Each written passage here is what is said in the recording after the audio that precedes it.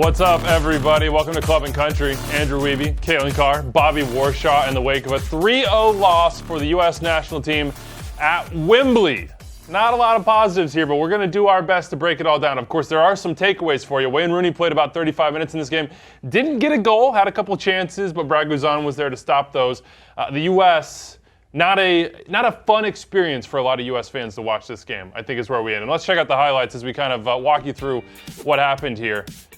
Yeah, this is the best chance of the game. Christian Pulisic bursting in behind, just can't quite get his shot past the goalkeeper there. And we should say that everything we're going to say throughout the show might be different if Christian Pulisic, who was really the guy you won that situation, scores that. Jesse Lingard, beautiful goal. Other than that, the U.S. looked flat in the first half. They sat in a mid to deep block. They couldn't get pressure on the ball, and it felt like England did whatever they wanted when they got in possession. Big chance here for Bobby Wood. Could not put it on frame. You saw Trent Alexander-Arnold get his goal there. And then Callum Wilson, who was dangerous all night, finishes it off to make it 3-0, his first goal for England, Kaylin. When you think about this game in a big picture general sense, what's the takeaway for you?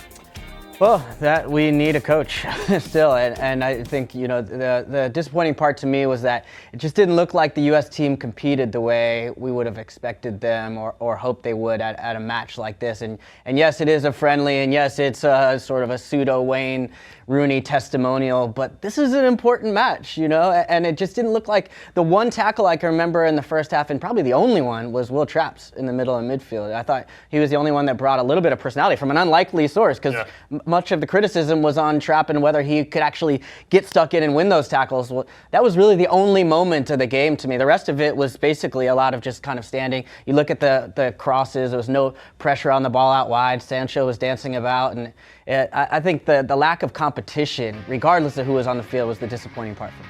Jadon Sancho, youngest player for the Three Lions, also a direct competitor with Christian Pulisic at Dortmund. Pulisic, the best player on the field for the U.S., it felt, in this match.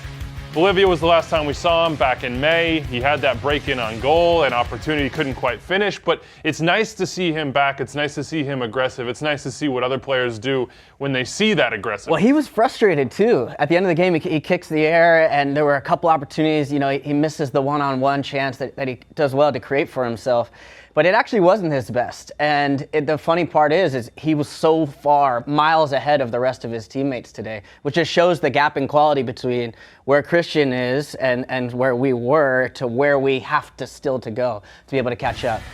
So the good of this game, right, to put it in the big picture perspective like you asked, Andrew, was anytime young players, particularly young players, get to play in a tough game like this at Wembley against a good opponent, it's good.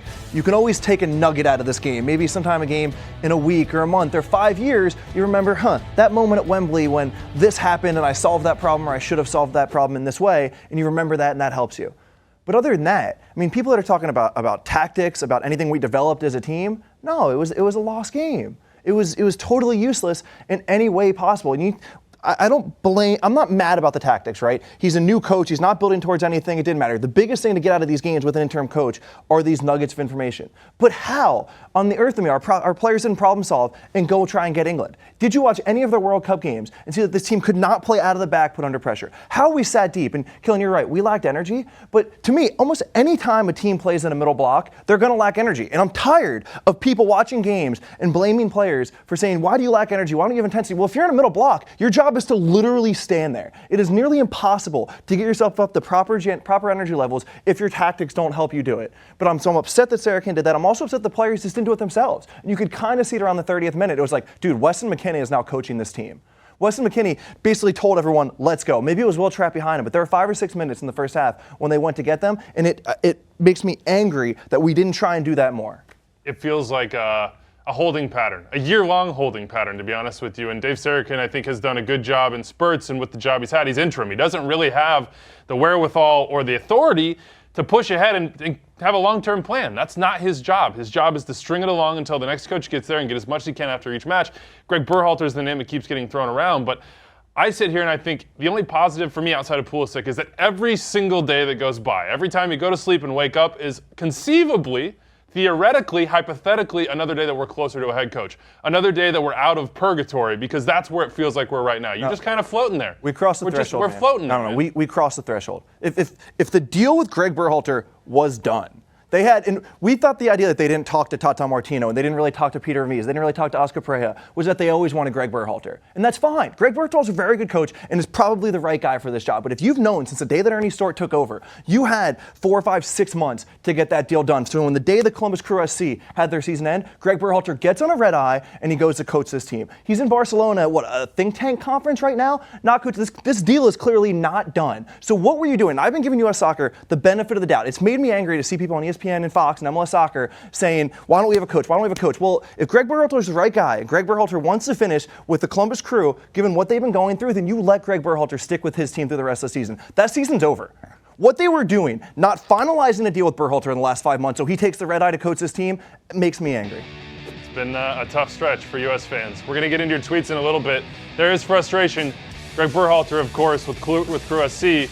Moving on to the conference semifinals, Red Bulls knock him out. Tyler Adams did not start this game, by the way. He came off the bench, so we did not get to see those 5 players we all want to see. The Sargents, the McKinneys, the Adams, the Pulisic, etc. Timothy Weah. That did not happen in this game. Here are the last 5 results for you.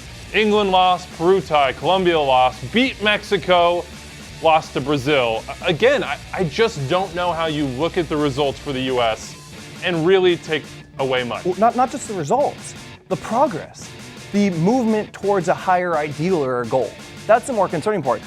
I remember sitting here through the Brazil game, Andrew. We were like, what are we going to get out of this? What are we trying to accomplish? And I said, the nuggets, right? The experience. That was, I don't know, when was that game against Brazil? September 7th. Yeah. You know, and we still have not moved towards a higher ideal. I think, if you are going to look at the positives, I think we have discovered some players and have gotten some meaningful minutes in this game. I think Weston McKennie has taken a big step forward over the past year. I think Tyler Adams has taken a big step forward in the past year. I was disappointed to see that those two only got about 20, 30 minutes today. And I think if you were to be critical of Sarakin's tactics or his substitutions were to try and maximize, because that time where those two of them could have been together on the field, if that's going to be our partnership going forward in the middle of midfield, to try and maximize that window of time to be able to get those two to play together. One thing I do want to say is that this was not the bench was stocked with England's first team. You did have a smattering of guys in there, the Dele Allis, that were playing and will play again, I expect, in the Nations League. But this was not the best that England could offer. And the U.S., in large part, weren't able to trouble them at all. And I think on the back line, we've been very encouraged by Miazga and Brooks and some of the outside backs, whether it's been Yedlin or Anthony Robinson and Villafana in this game. The back line, early on especially, just seemed flummoxed. But let's just keep it real, though. There's a huge gap in quality still, even between the team that England played and our young group. Because we look at the clubs that these players play for. We have a lot of players playing in Europe, but not a lot of them playing at top clubs. Dele Alli is playing at Tottenham. We have Loftus-Cheek came off the bench playing at Chelsea. We've got Pickford. There's a lot of players on this club that have a lot. Sancho. I mean, Christian Pulisic and yes, you can say a couple guys playing in big games, but even them having to fight for minutes. And I think there's still a gap in quality where you see this ball here. This is the quality I'm talking about. To be able to touch a ball right there and find a top corner. I mean, there's still a ways to go. This is frustrating, though. This is the outside back just ghosting into space. There's nobody stepping to him. Nobody's seeing the run. Nobody's stopping the ball from being possessed in the 18 casually. Andrew, I'm with you. When I thought about prepping for the show and what I was going to say, I want, Miazga, poor. John Anthony Brooks, poor. DeAndre Yedlin, which is another conversation we should have in a few minutes, poor. But I do think what we find week in and week out in Major League Soccer and around the world is that coaching matters, right? You can't judge an individual's performance when there's no coaching involved, when there's no plan, when there's not any idea of preparing them for success. So I'm with you. I naturally want to say these guys all weren't good enough tonight, but I also want to say, guys, I get it. I mean, I played for plenty of bad coaches, and it's really hard, if not impossible, to be at your best. And look, I don't think we're saying that necessarily Dave Sarakin is a bad coach. Of course, thank you. Yeah, his job is very, very difficult right now. He does not, as I said, have the license to say, hey, look, we're building towards something, guys. I'm going to be here in a year. I'm going to be here in a year and a half. And we go to the Gold Cup, this is what we're building for. Yeah. Game by game, he just has to come in and try to make it work and try to give these players something. Anything they can get out of it. Let's go to some fan questions right now. Thank you for that correction. You're right. I didn't mean to say that Dave I think is you bad. were. Ultimately, I think that's what you were saying as well. John Rogers here says watching the U.S. national team has to easily be one of the top 3 most frustrating aspects of my life. Yeah, it sounds like he's been hanging with Bobby. Yeah, I mean, look. No, I've been positive, Kalen. I've been super positive this past year, and this is the first time the fact that Berhalter's deal isn't done and he is not coaching right now. Yeah, it's tough. Don't get me wrong, this is Matthew Karras. It's been a breath of fresh air, seeing some new faces, but the team has no identity. No head coach for over a year is simply unacceptable. He is now past, I think, the Bruce Arena era in length, but you're now adding up to about 2 years in which it's scrambling, missing the World Cup, and then, as I said, sitting in purgatory, waiting for our future and wondering what that future might be. Joseph McGregor here. We look poor, yes, but we're also playing England. Our best player is losing playing time to their youngest player. I don't understand why people are getting so worked up over this friendly. I actually don't think it's this friendly.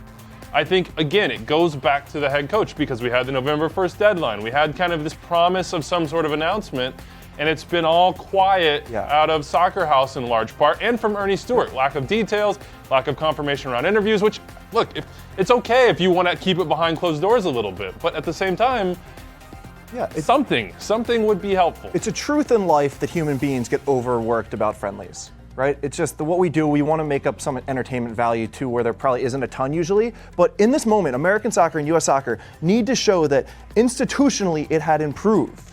The fact that Greg Berhalter's MLS season has ended and he is not here shows that institutional problems have not been fixed.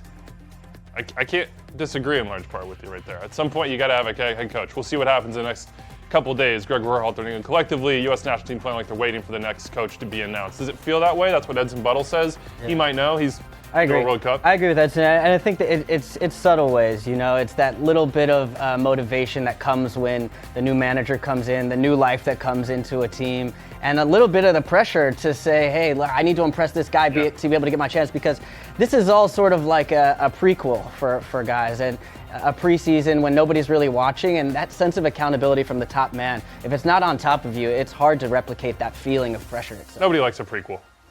Nobody watches a prequel. Rich Homie here. What's up with the striker situation? Right now, I'd rather see Sargent than Woods. But he was hurt. He was hurt, so you couldn't see him. And look, I think I've said it over and over, and people get on me for it, but Josie Altidore, when healthy, has to be in this team. Yeah.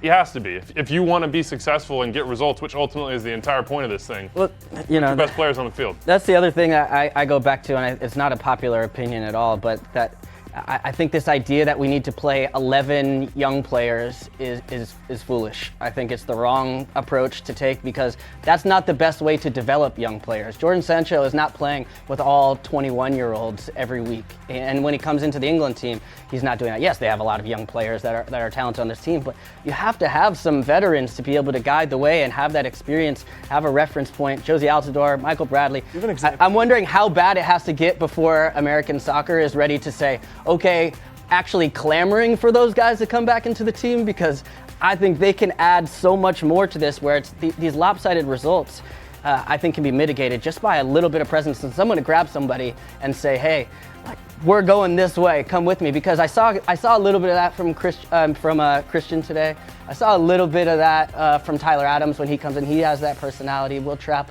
I mentioned the tackle, but the personality is missing a little bit, and you see that often with young guys. And when you don't have a head coach, maybe you need some guys to be surrogates in that sense. Here's what Matt Doyle had to say. I refuse to be anything but optimistic about this team. He's saying that from Charleston, South Carolina, probably sipping on a nice little afternoon cocktail. Well, always the picture of positivity. I appreciate that. No, and that's fine. That's your personal choice. And being negative doesn't actually accomplish anything, right? I'm going to leave here and try and reframe my mindset. You know, I hope people are positive. But frustration, I think, right now is endemic with this team. With the results, with the process, with what's happening, with an uncertain future. It just, again, continues. It feels murky. Everything feels murky. Feels like you're just kind of wading through the darkness, trying to find that little bit of light on the other side. You know, and I think it's totally fair to ask these questions that Bobby's asking, and a lot of it is this sense of deja vu over and over again, where how long ago was the Taylor Twellman rant, you know? Yeah. And then how long was since the next one after that? And how many more rants can we have until you start to see some type of progress happen? And we just haven't seen that as from the institutional level. Yep.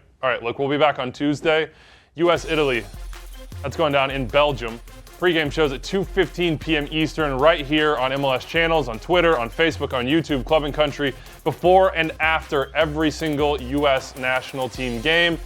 Before we get out of here, let's finish on a positive. Wayne Rooney, back at Wembley, did not get the goal that perhaps he would have wanted in this game, but he was all smiles afterwards with Taylor Twellman, benefited his foundation, which is a wonderful thing for him and everybody affected by that. Yeah. He gets looked that good. send-off, and he gets to see that the future is bright at a program in which he really was a shining light for so many years. Yeah, no, he's absolute legend. I mean, he's done a lot abroad to grow the game. Now he's come back and doing his part as well to continue to grow it here. So yeah, legend. It was great to see. You don't often get to go out on your own terms. Yeah. And he at least got to say a proper goodbye to the England side. I think about Wayne Rooney and what he said afterwards, and it has to make DC United fans really happy. He said, "I'm going back at the weekend to DC. Kids got school." He's ingrained in the community, no doubt about that. Look, it's not the result that anyone associated with U.S. soccer wanted today. 3-0 losers to England at Wembley. Christian Pulisic back, that's a positive. Haven't seen him since Bolivia, but outside of that, still a work in progress, as you said, Kalen, and we are still waiting for that head coach. As you said, Bobby, I'm with you, man. It's getting frustrating, but hopefully there is some good news around the corner for you. We'll be back on Tuesday. Perhaps we'll have a head coach then, maybe not. Either way, we'll be here for Club and Country to preview Italy and then come back with the post-game show. Enjoy your day, everybody. Enjoy your weekend. Go find some positivity. Enjoy the international break. We will see you very, very soon.